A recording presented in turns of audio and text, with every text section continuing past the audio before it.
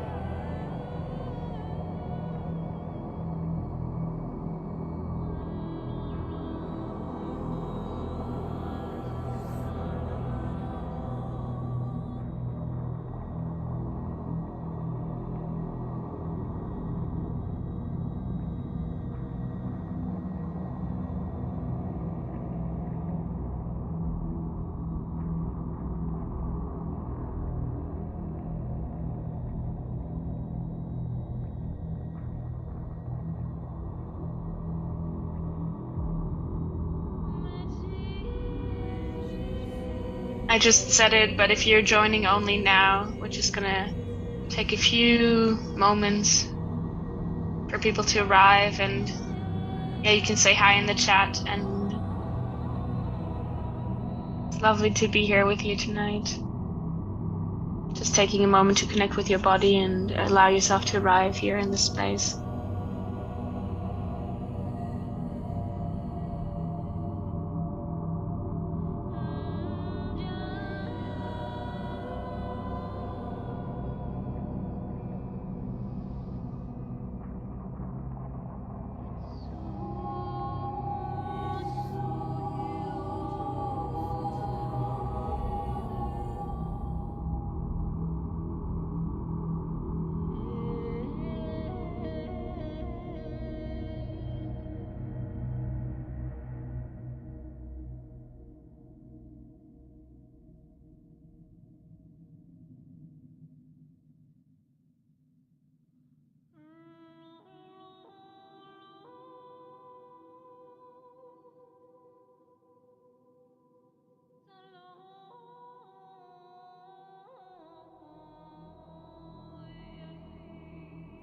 All right.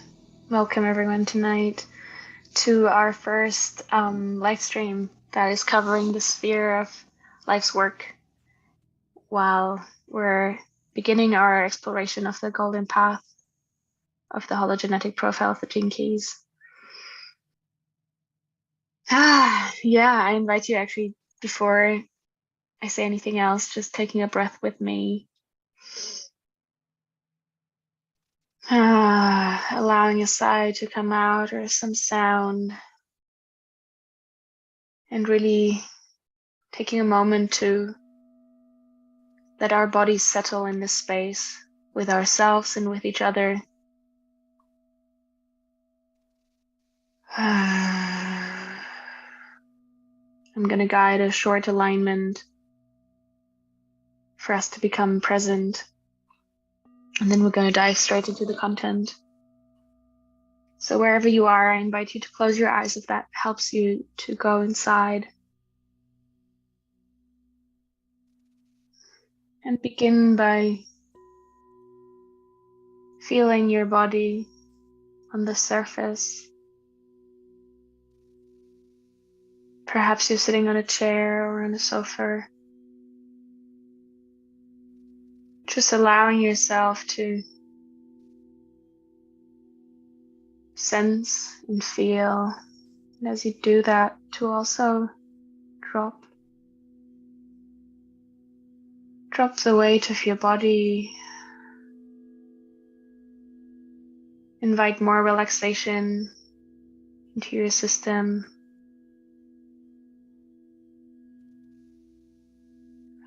Using the out breath to release tension.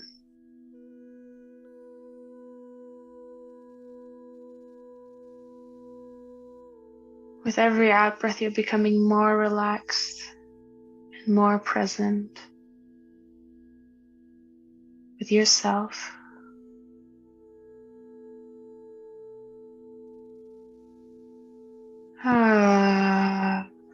You feel your shoulders soften, your jaw soften.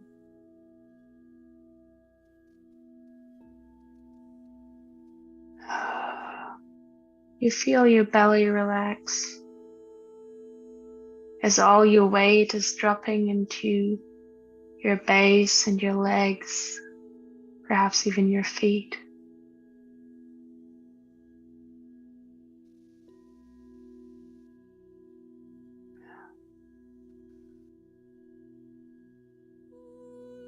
And just taking one moment to bring attention to what is alive in you right now. What sensations are present in your body? Just take a little moment and scan. And whatever you encounter, I invite you to whisper a little yes to it. Yes to the heat and yes to the tension. Yes to the subtle movement of the breath.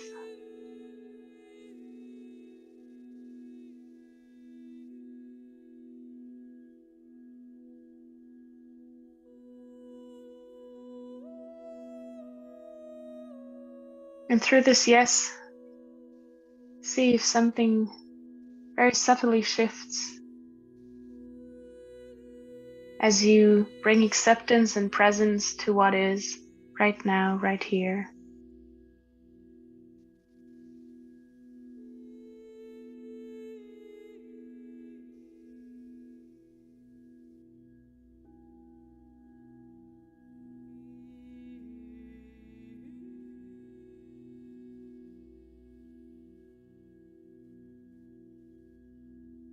And then I invite all of us to synchronize.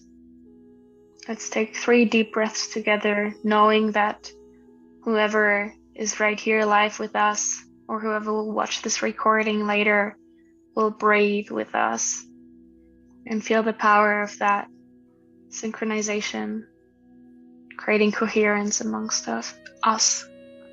So beginning with the inhale now. And letting go on the exhale, maybe making a sound, just enjoying the automatic relaxation. Another inhale, really filling up your whole body with air.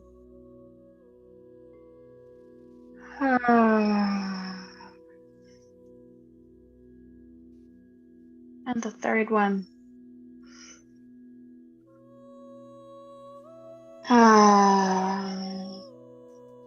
And from this place of connection to yourself and to each other, I invite you to open your eyes again and come back to the screen as I'm leaving the stage to Michelle and Levity, who are going to share with us tonight about the sphere of life's work and also a little bit about where we are in the year.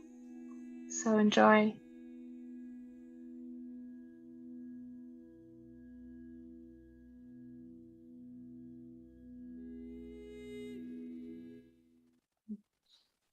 Thank you, Lena. That was so beautiful. Thank you. Hi, everyone. I'm Levity. And I'm Michelle.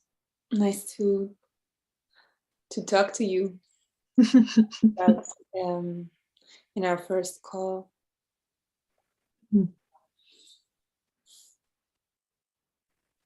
So today, like really on this first call, we're going to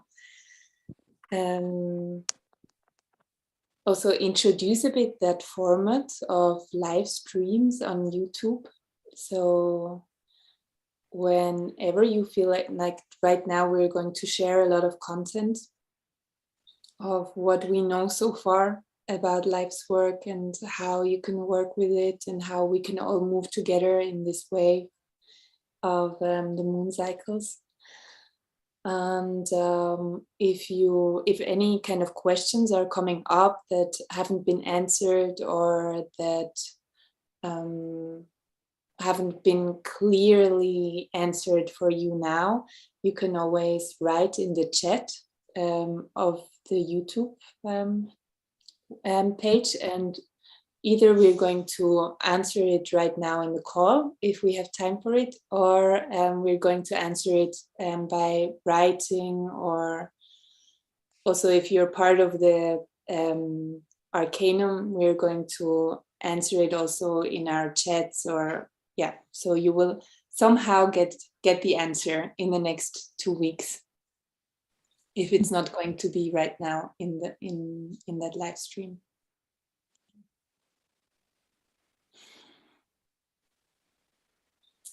Yeah, so I think we just start with the content, or do you have something, Levity?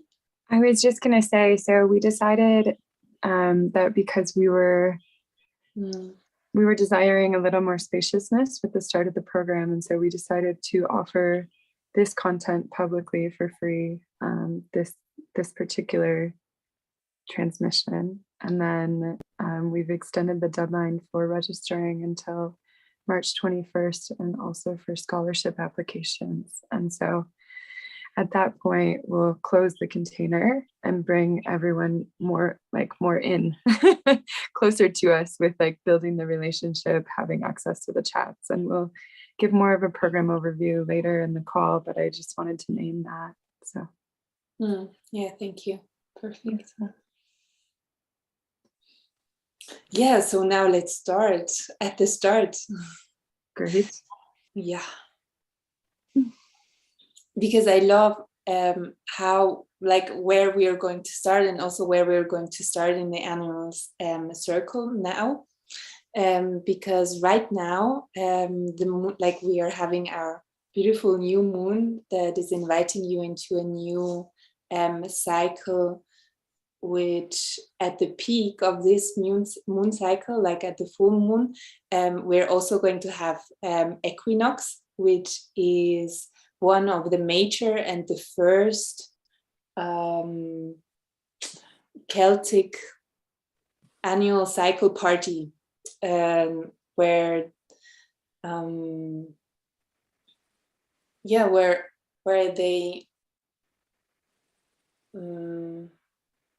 they celebrate kind of that now the sun didn't have so much power yet, because like the nights were longer than the days, and now this starts to shift.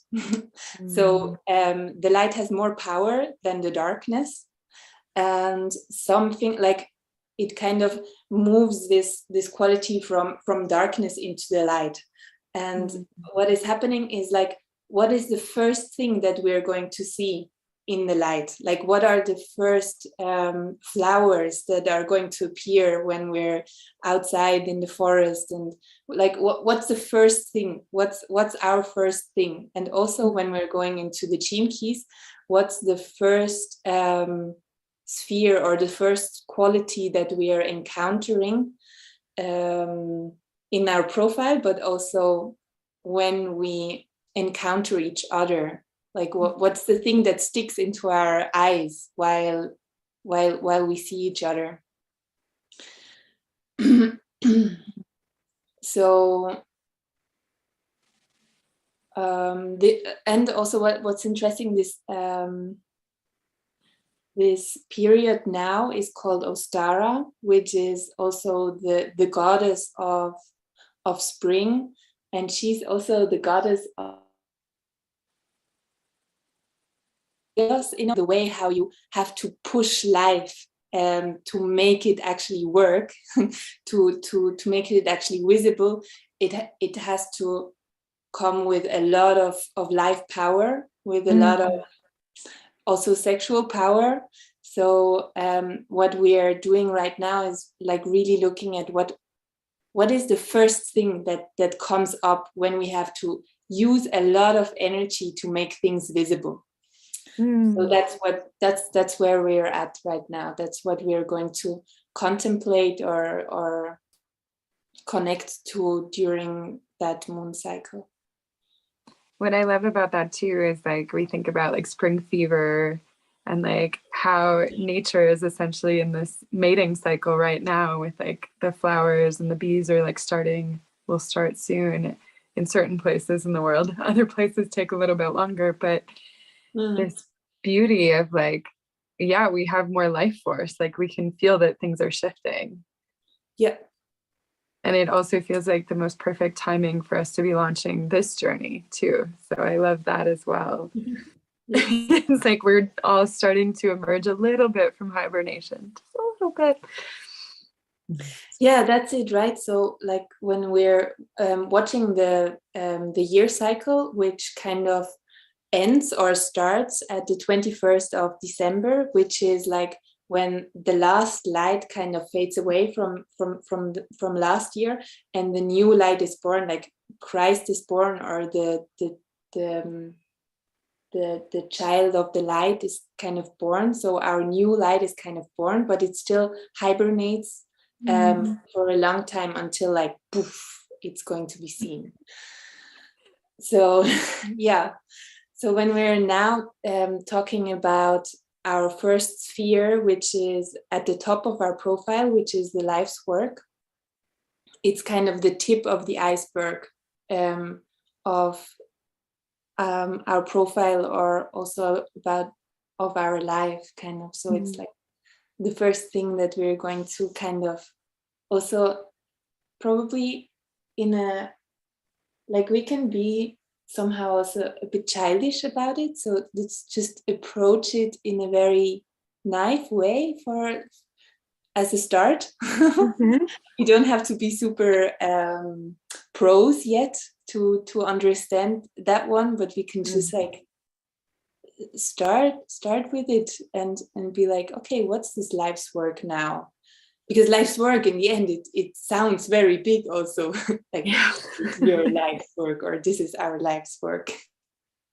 It sounds very intimidating. Like we're going to have in another to work that's just a very, very small part of you. Yeah. You cut out for a second, Michelle. Will you say what you just said then? Yeah, that life's work is just the tip of the iceberg, and it's like we can connect to it in a more naive way and just like play with it and be kind of soft and easy with it, like not taking it like at the moment too serious yet, but still like taking it close to us. And like starting with small shoes in a way, it's going to get very deep. And of contemplating all the spheres. So right now we're just approaching our profile, and so let's take it easy. Great.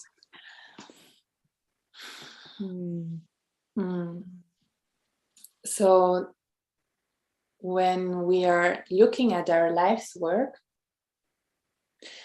and like the gene key that is there, like everybody has their individual gene key there.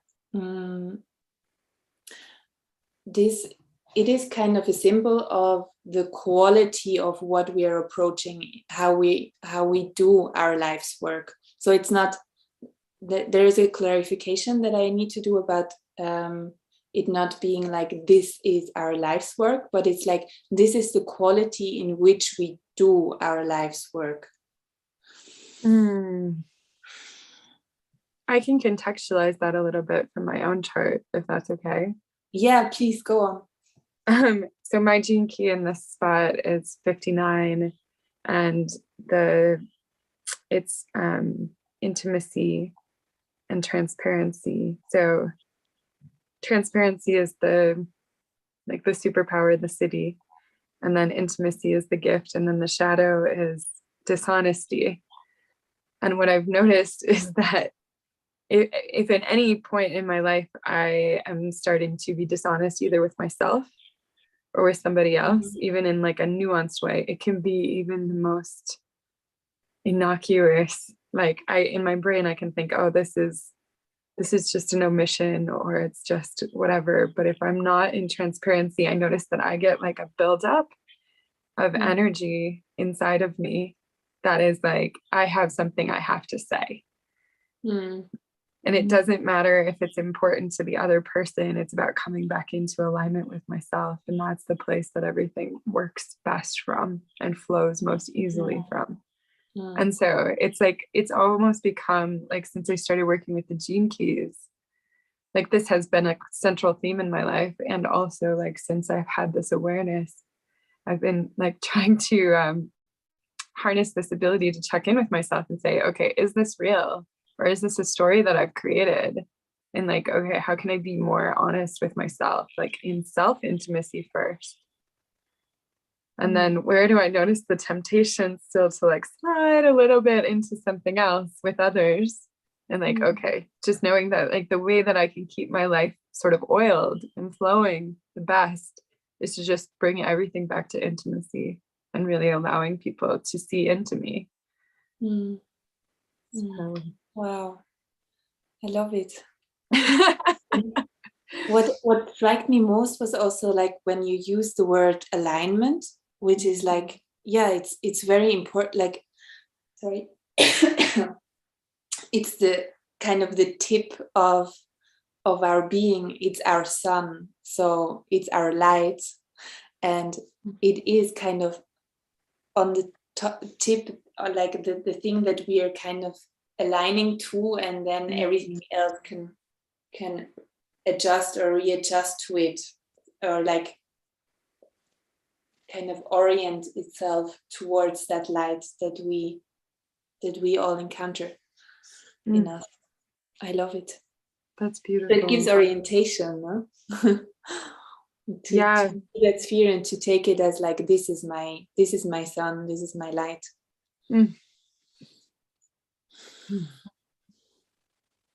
Yeah, and also I appreciate that with the alignment of where it's placed on the chart in the top center.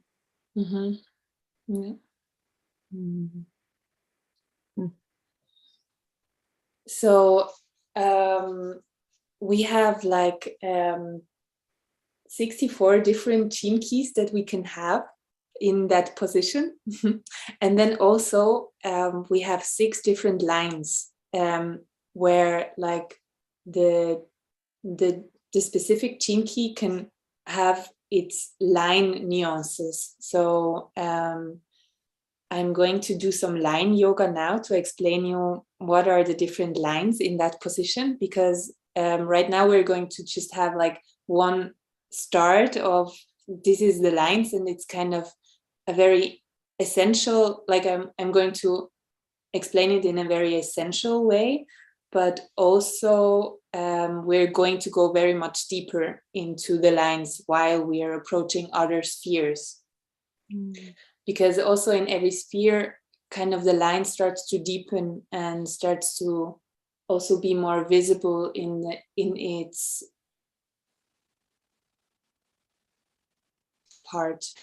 But right now it's more also at the tip of the iceberg again, which is like the lines in its essential quality in a way, and also the lines in its quality of how it is when it's super integrated.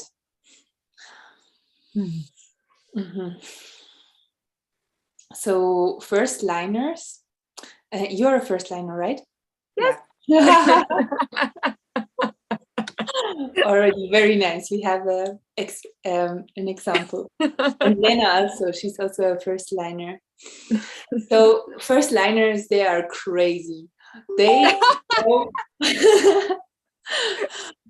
they go like super deep into what they feel is important to them. So they have like an inner scale of like what is important and what is not. And in that scale, they go very deep into something. So they kind of want to understand something at the bottom of it, but not to share it, or not to make it visible for somebody else, or not to have a concurrence in any kind of way, but more like, I want to go there now in my own, like, as a because it's important for me. Like, it's important for me, and it's not everybody else can be like, yeah, this is not interesting or whatever, but they will be like, no, this is interesting for me. I don't care what you think or not. Mhm. So line ones, they are creators. They like the name that Richard Rudd used for the line one in Life Sphere is the creator. And do you want to add something to that? All right. No, I was just thinking like, oh, what's my thing? But I think my thing is human relationship. Yes, this is. Go very deep into that. It's amazing.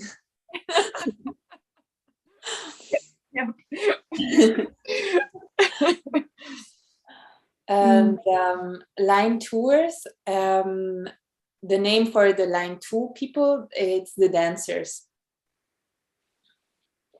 Now here you can already say like line 1 in your with your connected to your team key. It has to do with like your own understanding of how to go deep into intimacy and transparency. So it's kind of your own. You're kind of centered in yourself with a scale of like what's important and what's not important. Or are you already at the bottom or not? So much deeper to go. Line oneers, they do it for the sake of understanding the bottom. And then the line tours, they are doing things of this for the sake of doing something. Oh, you know what I realized? We should probably say it to people. Yeah. So the line, so when you look at your chart, we're talking about the sphere that's in the top center, and the line is the point with a number after it. So mine is 0.1, and now we're talking about line 2, which would be 0.2. So just to give like a broader orientation of like how to know what their line is.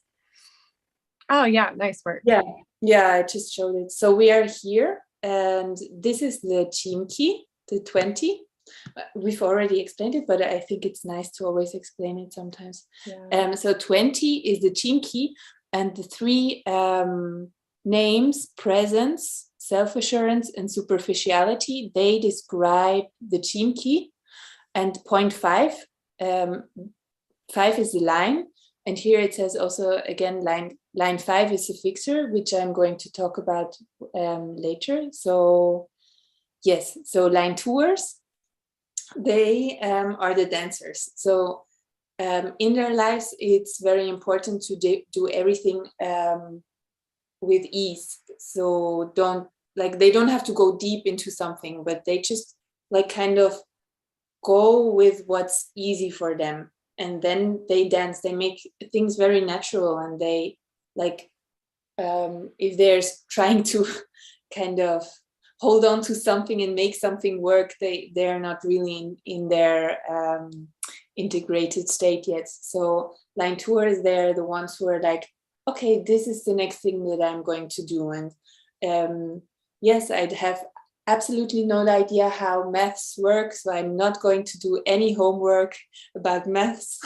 But biology sounds great, and I understand it totally. So I'm going to go all into that until it doesn't work anymore for me, and until it doesn't work anymore in the sense of it's not easy anymore. So line tours, they are the dancers. They dance with life. They go with the flow. They are always on the move also. They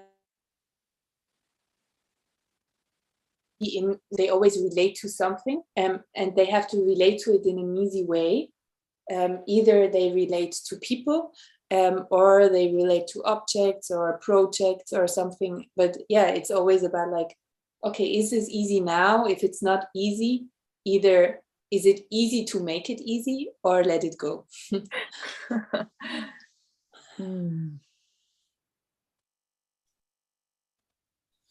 And then line 3 people, they are the changers. So what they do in life is that they always encounter a lot of different experiences. So their life changes all the time.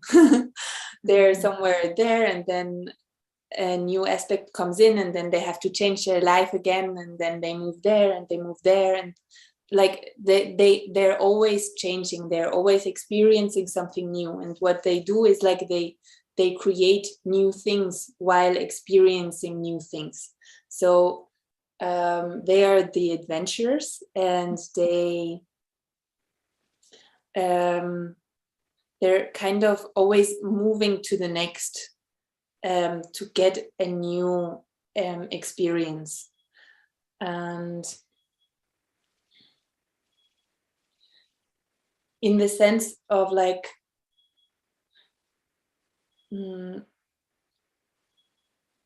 like one thing that they are kind of encountering is the idea that it's not good to always change, and that they have to have a commitment towards something.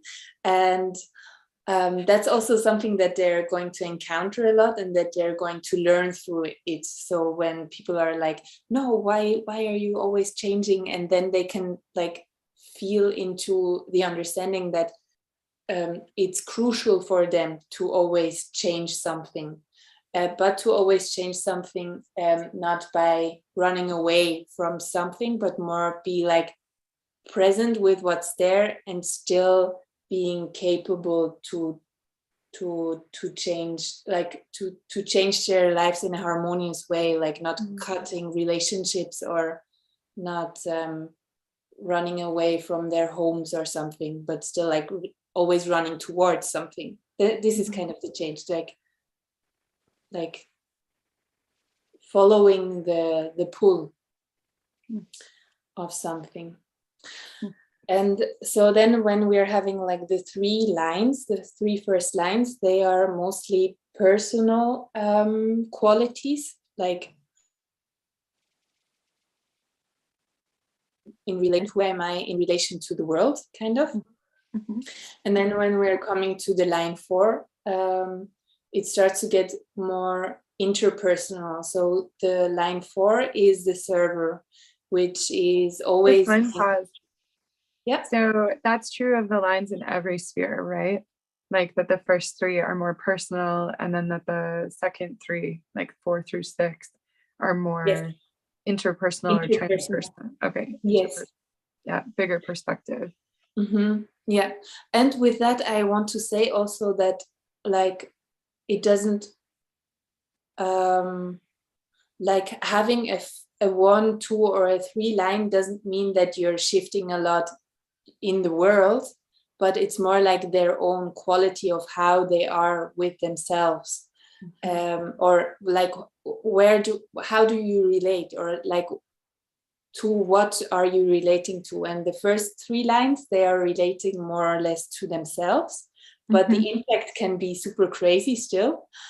And the line 4 starts to be more interpersonal. So they are starting to talk to a community, and they're starting to talk to a field of love and care, like caretaking. So when they are in their quality of life's work, they normally serve, they create a service. They create a service for other people. And they want to kind of care for a wider network, kind of for a wider group or something. So what they are like, what they exactly are doing is not so important for them, but that it has an impact of care or of service, like that they're serving kind of a need which is bigger than themselves. That's kind of their importance.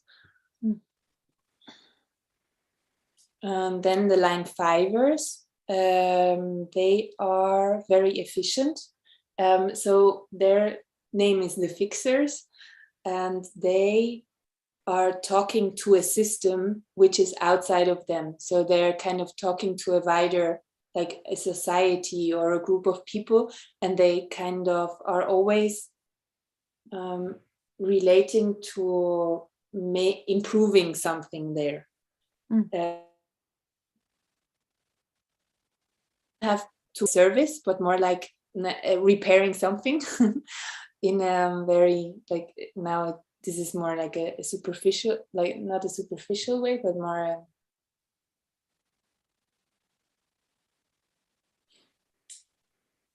yeah, it doesn't have to do with like heart connection so much anymore, but more like what is more beneficial in that system, and not what people say more, but more like what line fivers think could be more beneficial to them.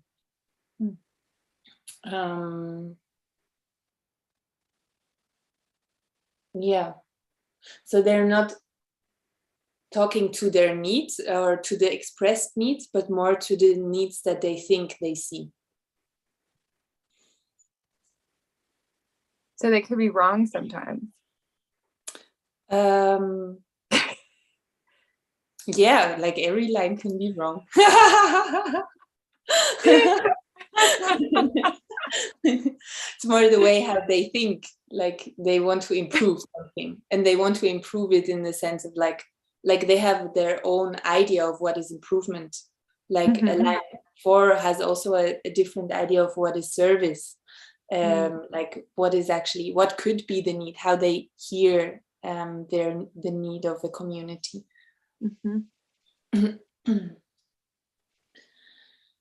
Yeah, whereas the line 6 is the teacher in that sense. And so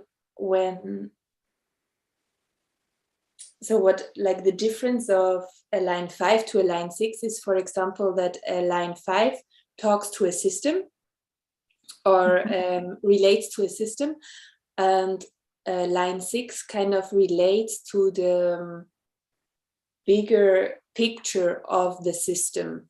So when there is a society, or when there is a group of people, the line 6 is kind of connecting to a higher goal that this group of people or the society has, and it wants to foster that higher goal is going to be grounding into that system. So it's or society, or also beings, like individual beings. So line 6 people, they have, most of the times they have a longer time span to actually really settle into their knowledge, or into their way of into their integrated teacher presence, and they're doing they are more or less coming into that teacher presence when they're around 50. So you have to wait kind of a long time, or not wait, but like experience a lot of different things, because what they're doing is they know individuals. They have to gain a lot of knowledge. And by experiencing a lot of things, they gain a lot of knowledge, and then afterwards they can start to understand all the lines, and they can start to be like, okay, now I gotcha. So this is it. So now when we are having all of our 6 lines, and we want to connect them to our life's work gene key, it is sometimes very crucial to actually connect them, because I started to understand my gene key first, not really, but when I started to connect it to my line, it was like, oh, now I gotcha. Before it was very confusing for me. Can you show us your chart again and talk a little bit about that? Yes.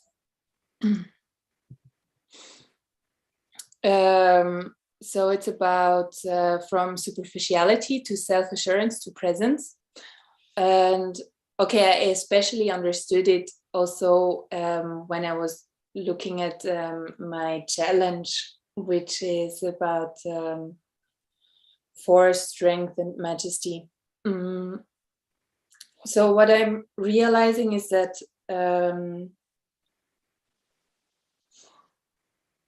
like my superficiality kicks in when I am like, there is a lot of shame connected to superficiality in my shadow.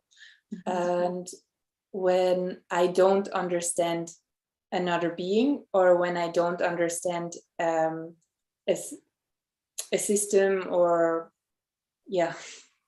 something that's outside of me, I'm starting to be like, oh no, I'm doing something wrong, or I'm like superficial now, like I'm not getting you in your depth. And that also creates like the quality of not feeling self-assured. But when that shifts and I can be like super, like I have this feeling in my body that I'm right, not right in the sense of like I'm right and you're wrong, but more like in the sense of like I am right and now I know what to do.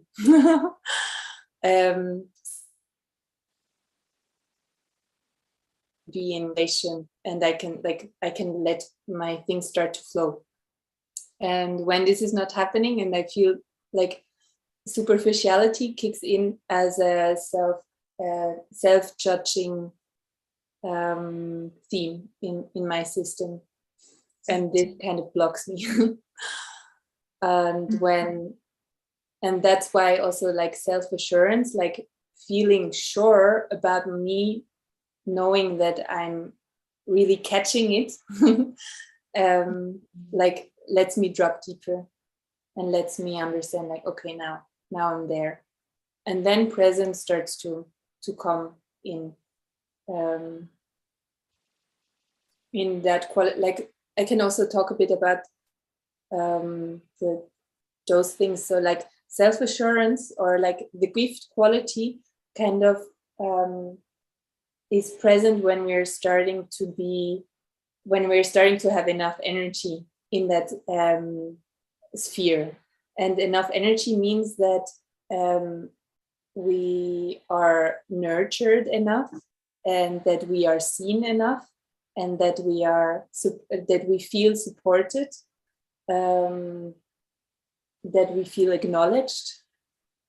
All of those things that we normally need to have when we are a child, kind of, to kind of grow up. And then when we are actually when we have enough of all those energies, we can actually shift into the gift quality, which is a free moving energy, which is like action without mangel. Attachment Attachment or yes. expectation, maybe. Lack. Yes, and so, can you say Lack. Yeah, lack. Without lack. any lack. Yeah. So when we're like super filled up with all the tanks of like, okay, I know what I'm doing, and I know that I'm right, and I know that I'm super safe, and I know that we have enough energy to feel free to move.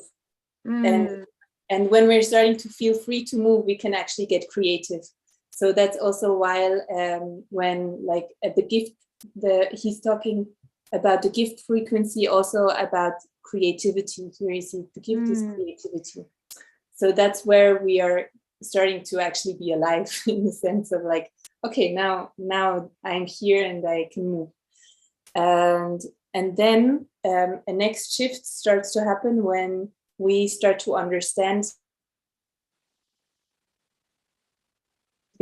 to have an impact. You cut out for a second and I missed the words. So the light, or the enlightened part of the city starts to kick in when we are actually starting to know that we don't have to do anything anymore. Yes. This is the part I love about the Gene Keys. Yeah. It's like our innate being is actually our gift to the world. Like that's actually our essence. Yeah. Like first when you start to think that, okay, I have to do it that way, and it depends on first I have to do that and that and that and that right, so that this works. This is kind of shadow part. And then when we are already like, okay, now I'm doing that, and it's so easy to do that because everything starts to support me, and I'm enjoying the freedom of flow. Then we're starting to be in the gift frequency. And then when we are like, I'm just sitting here and everything flows to me. and also everything is just happening in an easy way, and I don't have to do anything in the sense of like I can move, but it doesn't feel like moving. This is when the Siddhi frequency starts to kick in. Yes. Yeah, I notice it in an embodied way sometimes when I can just like be present and feel like, okay, well, if it's in alignment for me, my body will start to move. Like there will be some action that's taken. Yeah. I think now you're talking also about trust, which is like very crucial to start moving into the light more. So we trust ourselves. We trust ourselves, our bodies, that the move that we're going to do next is actually exactly aligned with everything that we have and everything that we do.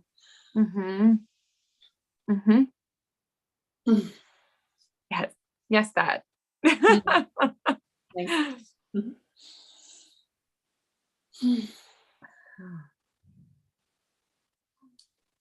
Yes.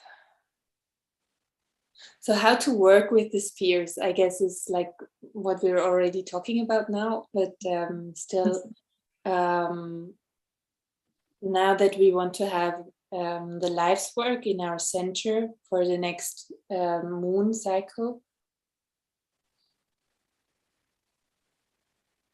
it's very interesting to probably start understanding or having kind of an outline of like probably starting to write down or like contemplating about what are we doing actually at the moment in our lives, like what is our doing quality, like what is our work, or how do we act when we are in our families, like what is our work in our families and what is our work while we are walking on the street, looking at people or doing our daily work, and like how do we do that, and how could it be interesting to look at it through the lenses of our gene key and line. Yeah, and also our essence, right? Like more like what's the energetic quality that we bring to that. Yes. Yeah. So what are you doing at the moment in life, and how do you do that, and how, and then like and how do you do that?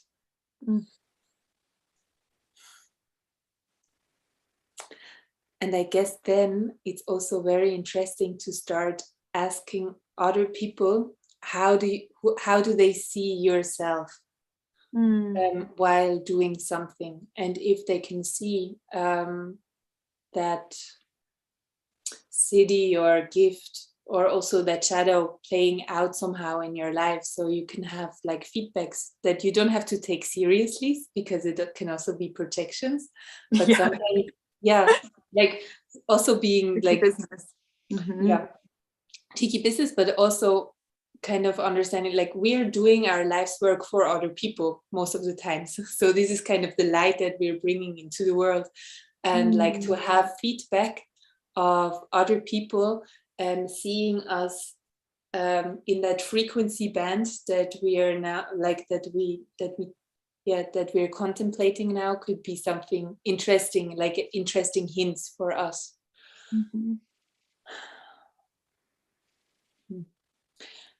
And then like working with our shadow, or trying to like taking our shadows to us and transforming them is very interesting process as well.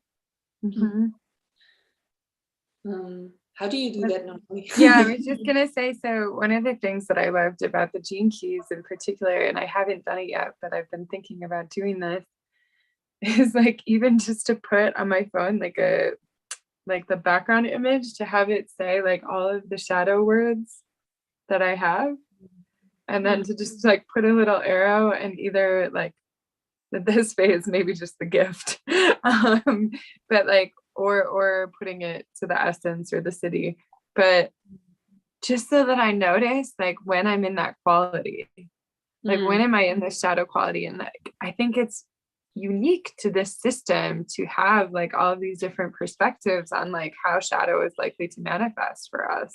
And so for me that feels like the easiest guidebook that I can imagine. And not that we don't have other shadows, right? I'm sure that there are shadows that I have that are not related to these words in the Gene Keys, but more that it's like this is such an easy entry point for shadow work. Yes. Yeah, and I love that. And I've noticed too, like if I'm stuck somewhere, like if it feels like there's friction in my life that I'm not understanding and that doesn't feel resonant in my body, like it doesn't necessarily feel like something I'm creating, then that's the time for me to look at, okay, what am I not seeing? And one of the most effective ways to do that is to ask for feedback, right, from community. And I think like that's part of our vision for this program, is that we'll have like pods and groups where people can actually surface these things and like have some reflection with others. Yeah. So yeah. And I also work a lot, like lately I've been working with the book Existential Kink, which is amazing. It's all about shadow work. And what I love about it is that it's like the focus is in understanding that our shadows are serving us in some way. And so like we self-sabotage because it benefits us in some way, shape, or form. And so having it like the guts truly to like say, okay, well, this shitty situation that I don't like being in, I've somehow co-created this, right? Like violence is something different, but like I feel like this can be applied to so many situations in life where it's like, wait, how am I playing the victim here? Or like, where am I not owning my own power and contributing to this situation? And so when we look at that, then it's like, okay, well, there must be something that's benefiting me from this, and like really embracing that part of ourselves. Like it can be from childhood, like maybe this is an element that kept us alive. Maybe it was an element that insulated us from people who were unsafe for us. Or maybe it was just an element of like survival at school, whatever it was. Like this is a tool that we developed. And so like, yes, we love it, but like really energetically loving it. Like, oh, I'm so excited that I manifested this shitty situation so that you can actually like benefit from the vibration of it without having to play it out over and over again in your life. Nice. Yeah. Yeah. That's existential kink framework. And like, that's not a full overview, but like, that's part of what I've been playing with lately is like, okay, all right, that. And then simultaneously asking myself, like, where am I in dishonesty? Just because that's my gene key in this space. And so coming back to that and saying, okay, where can I bring more truth to the connections that I have with others? Yeah. Yeah, I love it. It's very crucial. I think it's very crucial to understand like why did we choose, like why did our system choose in the first place to have to feel abandoned or to not express our needs. Like there was a crucial moment where this was relevant to not do it, and then starting to be like, okay, wow, yeah, like there was a moment in our lives where there was no other choice than to actually train that shadow. Absolutely. And I feel like just kind of looking at it that way, and then also looking at the gene keys and saying, okay, this is based on the date and time we were born and location. And like, okay, this is just what we're doing this round. Like, it's not personal. Very nice. Somehow makes it like much easier to just say, yep, this is part of like I like to think of the Gene Keys as like almost like an owner's manual for ourselves in this lifetime. And so like, okay, I know that things flow best when I go from this energy to that energy. And like when I integrate this other energy, then things can really rocket fire. And it somehow makes it just not about me. Like every life has challenges and they all just have a different texture. Like your challenges have a different texture, like a different flavor than mine do. And it doesn't mean that I fucked up. It doesn't mean that like I'm doing something wrong because my life doesn't flow in the same ways that yours does, or like my energetic being doesn't interface with the world in the same way that yours does. Doesn't mean that I did something wrong. Just I came in with a different blueprint. I love it. It makes me feel really good in my being. It's like even right now, like I can feel this like upward moving, like from my root to my heart. Like my body's just yes, okay. And shadows are just part of that. Like we all have them. Yeah. I think where we run into risk is like where we don't own them and where we're not willing to receive, like when we've asked for feedback and people are giving it to us and we're not actually listening with our being, or like not actually willing to take self-responsibility and to own those elements of ourselves and how they played out. And I feel like the more visible we get in our own lives to others, the more like bright and shiny our shadows are too. Or maybe the darker they are, but they're visible. And they're like so much more visible. And I think that's part of the risk, right? Inherent in that. And so this feeling of like, okay, like really being willing to self like take responsibility, and that sort of non-personalization of it makes it much easier to say that. I love how you're doing advertisement for shadows. Amazing.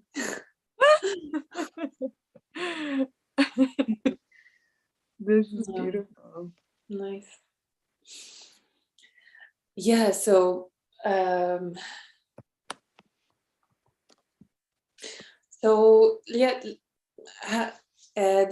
are three things that we can do, like answering the questions of like what are we doing right now with our lives, like and then like what could be the shadow aspect and how could it play out at the moment in our lives. And then also feedback feels very nice and very good. And then also bringing in the higher quality of our Gene Key and really contemplating or like wrapping our imagination and also our body feeling around probably an archetype of how it could be to have to embody that higher frequency while we are doing right now exactly what we are already doing. So and then like kind of bringing a new idea of like this thing of what are we here to do. So our society says like you're here to do this job and you're here to do this job to gain money, and that's the worth of doing something, and this is not doing kind of. So like a lot of artists probably have this inner conflict already of like, oh, I'm doing something that I'm not getting paid for most of the times, and then my parents say like you have to do a real job or something. But right. Here it goes, but here it goes even deeper. So like in this, you approach people, like what are you here to do? Well, how do you approach people? And also how do you approach working? How do you approach organizing your lives and stuff like that? So it also opening up that question of like what is it, like also from a higher perspective, what is the idea of what are we here to do? Like not I'm going to be an architect or I'm going to be a plumber. More like, how do I approach work, or how do I, this kind of stuff. And then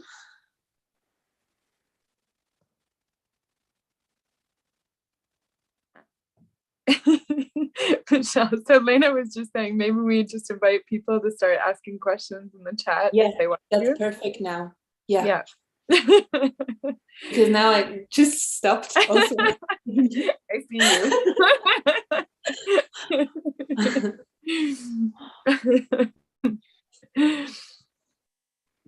Yeah. I think so yes, please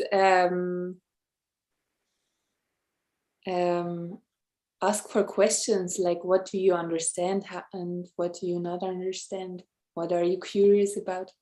Mm-hmm. Yeah, and anything, and it can also be a reflection if you want us to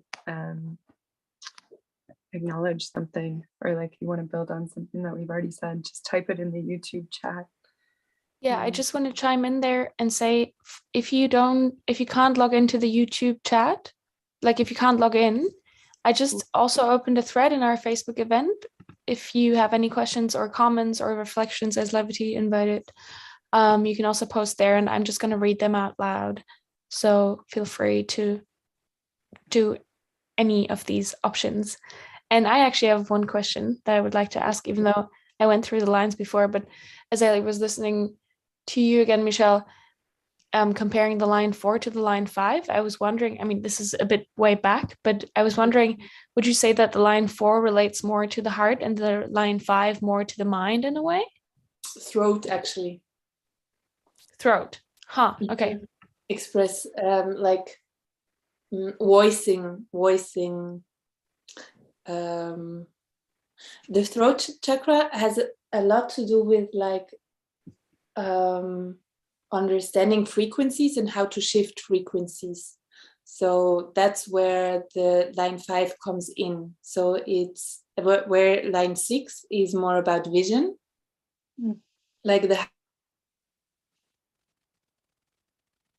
5 is about how to shift into higher frequencies, where line 4 is about our heart chakra, which is about like, let's bring all people together, and let's have all people comfortably cracking our hearts open and just being present with like loving ourselves and loving each other. So I didn't understand this before, but each of the lines corresponds to a different chakra. Yeah, like the lines, they are super crucial in a way, because they are kind of coming up in different mystical schools. For example, I'm teaching Theta Healing, and then there are like 6 lines of 7 levels of existence, actually. So the 7th is like the crown chakra, but so every level of existence and also every line has its roots. So like its chakra. So line 1 is like the root chakra. Line 2 is the sacral chakra, which is about relating. And the line 3 is about solar plexus, which is about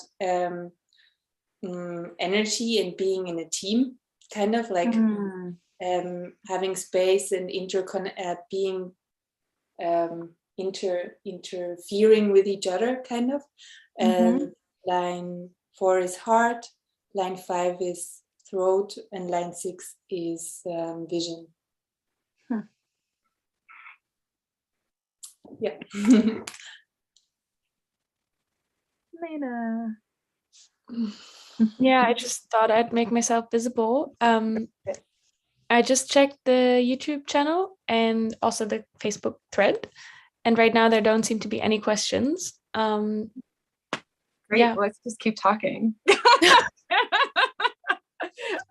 have no problem, because I really find this fascinating that, like, I feel like we didn't touch on this at all in January about the chakra. We did. We did? Okay, well, it did not land for me in the moment. And so I'm feeling like I just feel like there's a lot to be said about that. And I was noticing like, I'm kind of in this personal inquiry about, okay, so as we're going through this month of contemplation of this sphere, like it feels like we have the mudras from Richard Rudd. So we have the opportunity to sort of sit in meditation and then and to be in contemplation of like the essence of our sphere, like our particular key in this month. And then I'm also feeling like, wow, there's some work that could also be beneficial around, like for me, I'm a line 1, so working with my base in an embodied way for this month while contemplating the quality of transparency. So I was just feeling like, oh, like rooting into my truth, rooting into what's alive for me and allowing people to feel that and see that feels like almost my intention then for this month. I love it. Line 1 is also about stability and bringing stability into groups while being centered super into yourself. So I love it. And then home as well. Yeah, and I remember, well, and I have so many home things moving right now, but I remember at one point you said also that line 1 changes the way that people breathe. Yeah, that's true. I'm curious, like, if you already named the quality that's similar to that for each of the lines. No, I didn't, but I can go through it also. So line 2 is about how, like, changing the way how people move. Line 3 is about how changing how people feel about themselves. And line 4 is about changing the way how people feel about each other. Line 5 is about changing how people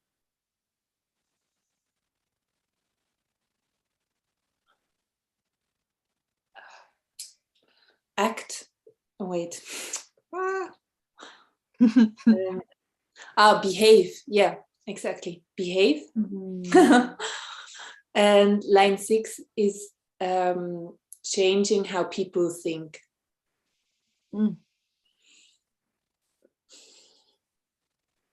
Line 6 is always such a nice energy, right? Doesn't line 6 also have a component, or at least in some of the other spheres, I feel like I remember you saying like that there's a visioning component to it, also because it aligns with the third eye. They're always seeing beyond, kind of. They have the capacity to go beyond, like especially when we're going into the lines around radiance and purpose. When you're starting to have a line 6 there, the way how you act unconsciously is that you're having like a very plan and you're acting upon it. So you don't have to have like instant feedback or instant feedback, yes, but it doesn't, like the things that you're wanting to build, they don't have to pop up tomorrow, but they can pop up in like 1,000 years, and you're like, wow, I made it. So they have like a very long span of like working on something. And then what's also important is that we have like in our system, we have the knowledge of every line of us. So like kind of, it's not that line 6 people are more better or line 3 people are more interesting or whatever. But just that when we start to dive into one sphere and actually really take that line in now and start to understand like what is, like, what am I here? Like, what is me in that sphere right now? Without needing to compare, we have actually the possibility to shift our light and to shift our frequency, which is way more beneficial than what actually our lines or whatever is. So like the potential is is the same in the end. Do you understand what I mean? Not quite. Okay. Yeah. I was just about to ask.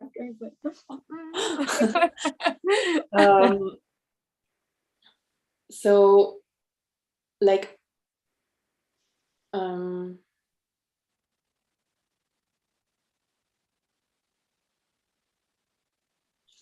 by really taking in our own lines and gene keys, we actually have the capacity to really expand our energy, or expand and improve our energy fields and make it more like alive and more crazy. And that doesn't matter if we are if we are a 6-line teacher. It doesn't mean that our energy field is crazier or in its highest potential crazier than others. So than people with other lines, you mean? Yes, exactly. So it's not really like, it's not that it's like a higher stage of evolution or anything like that. I think the beauty of it is just acknowledging that we have a different flavor that we're that we're sort of putting in the pot of life as we're in community. Yeah. Can I throw in one question, because there did come up something? Great. Yes. Great. So someone just asked about in the human design, you have the profile, the 2 lines in the, like, I'm not sure if they call lines, but you know what I mean, the profile, the 1-3 or 5-1, it's also 6 lines. And Thomas is asking, he sees the same numbers in his gene key profile. Yeah. And is there a connection? Yes, there is a connection. Like the genius, the first 4 pillars that we're going to go through in the next 4 months, they are actually the same than the first 4 aspects in human design. So you will have the same lines. The first 2 aspects in human design? It's 4 or 2. Yeah, it's actually also 4, because they also have like those programming partners. Okay. So yes, and then like after the 4 main pillar, it kind of stops. So the overlap is not that high anymore from human design to gene keys. Although in the images that we have that you put in each of the custom channels, Michelle, like there is a correspondence between human design, like it'll say which channel it corresponds to, and it says like which zodiac sign, and then it also says which I Ching, and maybe that's it. Yeah. Like there is like when you want to go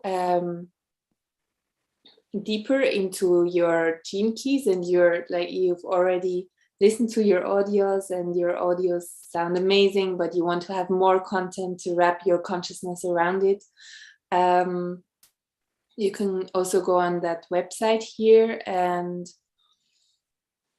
you have the Jing sign, which is very interesting also to work with that. Like one time actually with freedom, like freedom is also in my profile, and I couldn't 100% connect to the audio of Richard Rudd around it, like it didn't talk to me. So I was just like using exactly that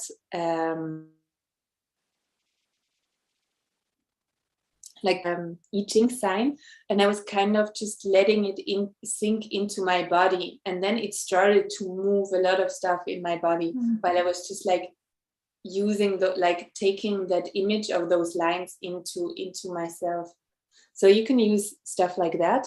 And then also here this one is also about the I Ching again, and here you have Channel of Romance, which is a human design impulse, and then also here he's talking more about like the Gene Key 55 in the Gene Keys is from victimization to freedom to freedom, and in the in human design, it's from emptiness to romance to true love, which is, it's other words. It's kind of another quality, another taste to the I Ching signs and how human design uses it. Yeah, I love that everything corresponds. And also, I love this one because the three of us all have this one. A lot of people have it also. Like I know somebody who is also going to join who has exactly the same genius gene keys than you both have.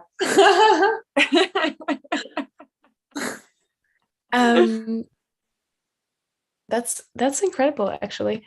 I'm just gonna read something out from Kyla, who's writing something, and she's writing, talking about the lines. I find a lot of strong resonance with the ones I don't have. Curious about your perspective and how to work with the split between what resonates, what doesn't, how we pick things from these frameworks, gene keys, human design, astrology, consciously or unconsciously. Nice. Thank you, Kyla, for this input. Yeah. So yes, we all have all lines in our system somewhere. And while we're going through all those spheres, we want to concentrate a bit on one sphere or with the particular line.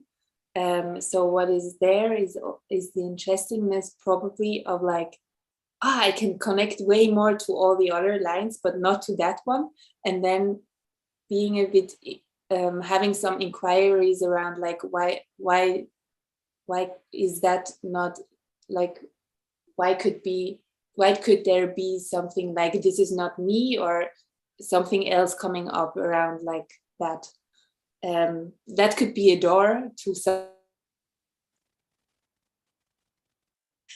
for you. I can give an example. Then, if you don't mind, Michelle, just please. briefly, I think also like sometimes because of something in our childhood or adulthood or something, we put things in our shadow that are actually our gifts, right? Our golden shadow. Yes.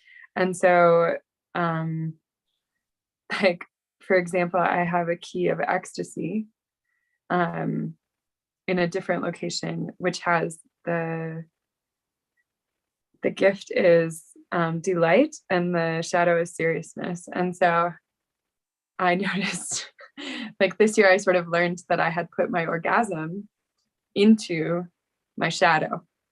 And so like unlocking that was super powerful for me, and realizing like how my line interplays with it in that particular sphere, and like why I'm likely to do that in collective. And so just like to add a point of inquiry that it could be that it's something that is innate to you, but that because of something growing up that you weren't allowed to express in the way that's in your highest, like in your essence.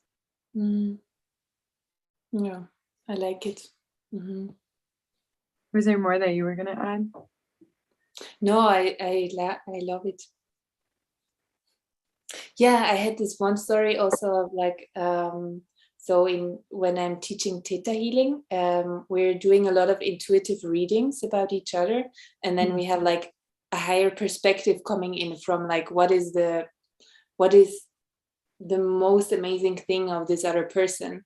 And then one time I was doing a reading to somebody, and there was this thing of like, wow, you're so structured. Like the way how you structure your life is so amazing. And she's like, everybody says that I'm so unstructured. It's fucking like, she was like, this is not how I am, kind of like, because society says that structure needs to look that in this particular way.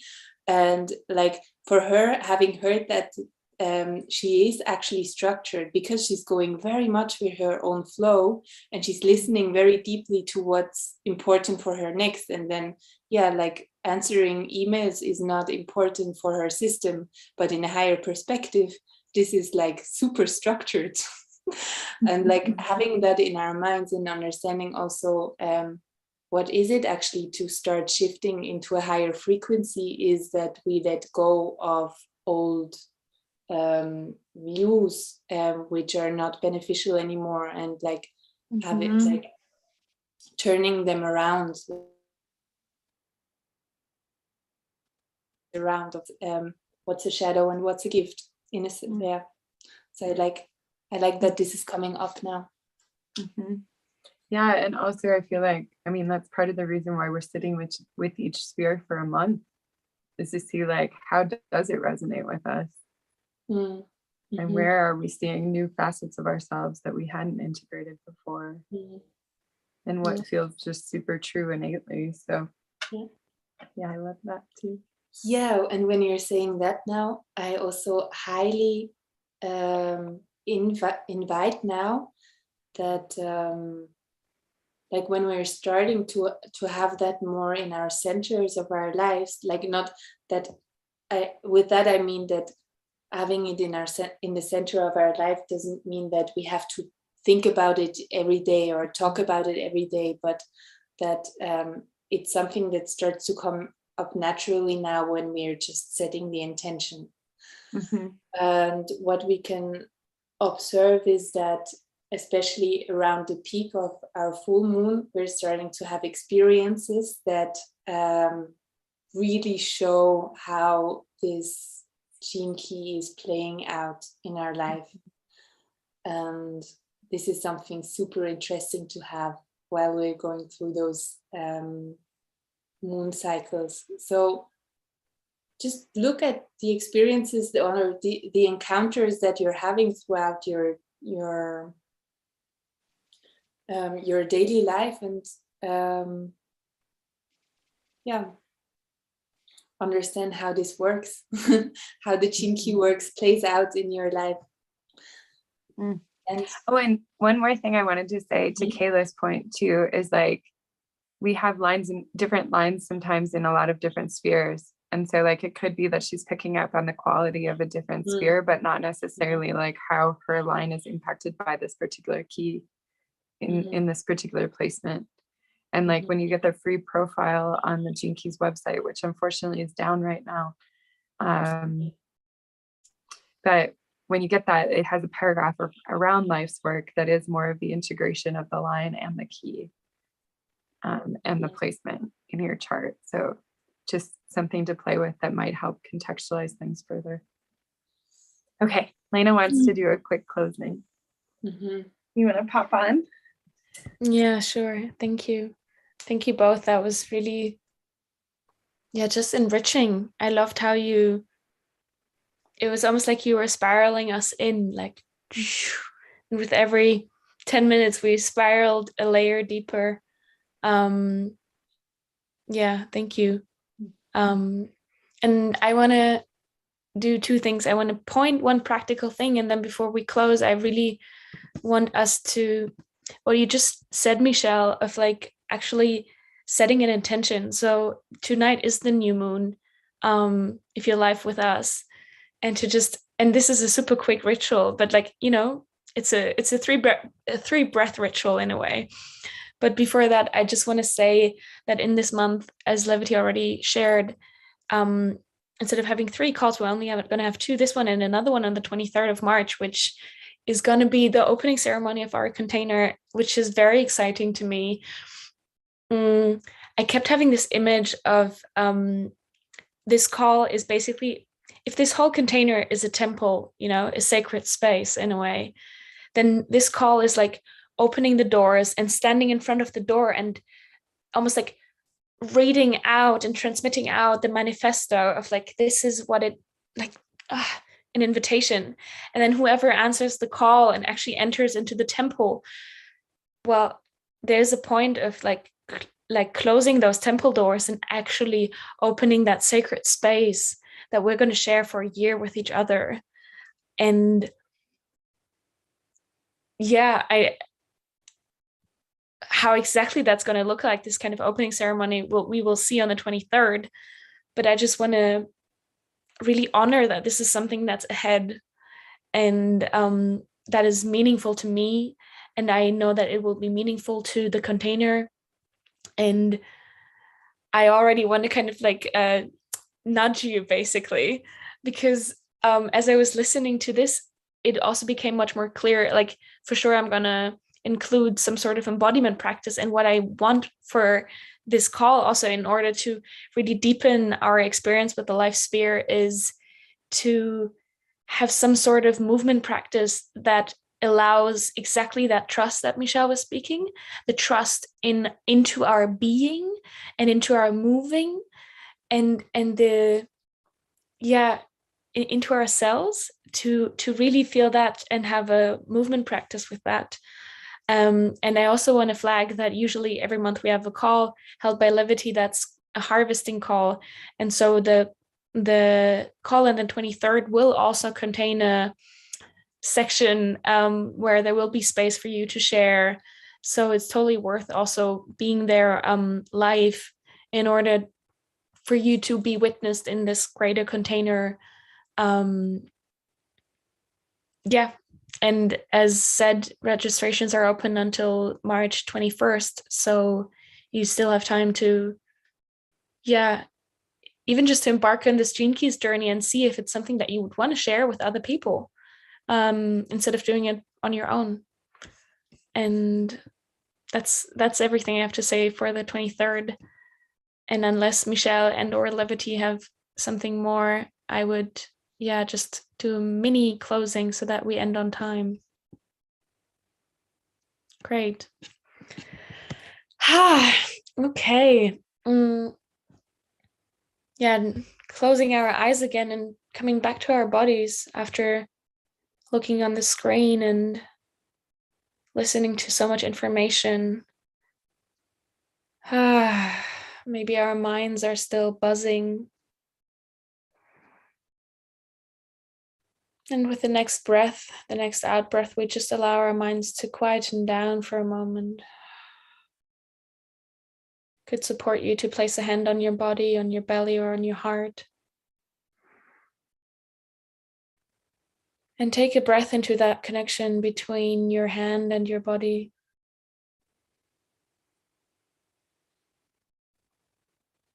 Really feeling the impact of whatever landed already in your being, and also maybe the anticipation of how this will continue to land in your being.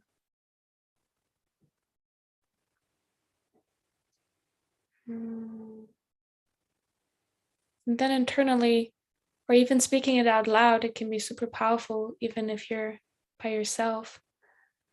Taking a moment and really bringing words to your intention for this moon cycle of inviting a deep journeying with my life's-work gene key and my line. And I invite all these qualities to really come into my body, to change the way I move in the world, to allow myself to deepen in my beingness. And of course, you will find your own words, and I'll just leave a few moments of silence for you to set that intention.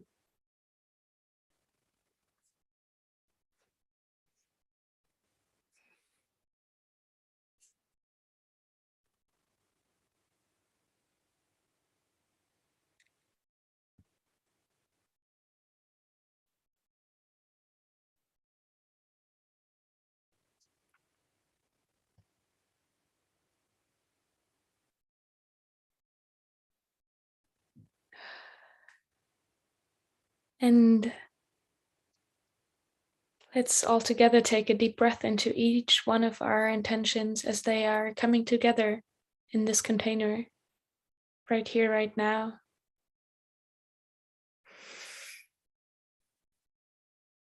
And releasing them on the out breath, letting them go, knowing that they will find their very own ways to manifest.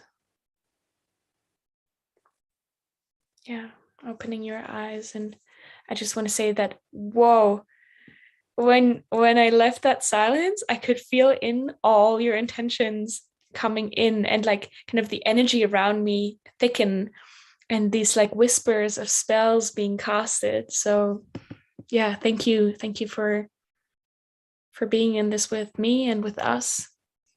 And I wish you a beautiful day or evening wherever you are.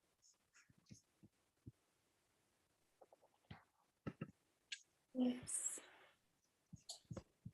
Have fun with your life's work game.